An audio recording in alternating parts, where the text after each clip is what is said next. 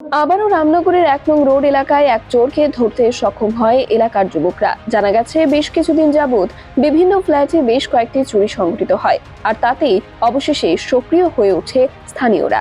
তাই সোমবার এলাকার যুবকরা মিলে ওঁত পেতে থাকে এবং এক চোরকে ধরতে সক্ষম হয়। চোরের সাথে এদিনে বিভিন্ন লোহার জিনিস ও একটি সাইকেল উদ্ধার করতে সক্ষম হয় তারা। তৎক্ষণাৎ রামনগর পুলিশ ফাঁড়িতে খবর দিলে পুলিশ ঘটনাস্থলে উপস্থিত হলে সেই চোরকে পুলিশের হাতে তুলে দেয় এলাকাবাসী।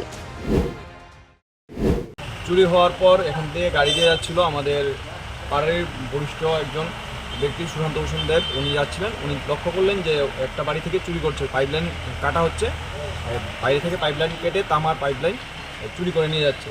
তৎক্ষণাৎ উনি গাড়ি সাইড করে পার্কিং করে যখন দেখলেন, যে ওকে জিজ্ঞেস করলেন যে কী করছিস, তখন দেখা গেল ওর কাছে কিছু ইনস্ট্রুমেন্ট যেগুলো দিয়ে নেশা জাতীয় দ্রব্য।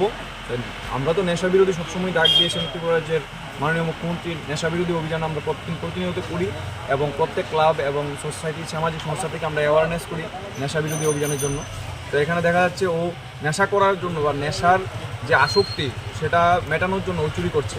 তো ওকে ধরপাকড়াও করা হয়েছে, তারপর ওকে দুর্গাচুমনি ফাঁড়িতে ট্রান্সফার করে দেওয়া হয়েছে। ব্যুরো রিপোর্ট, খবরের প্রতিবাদ।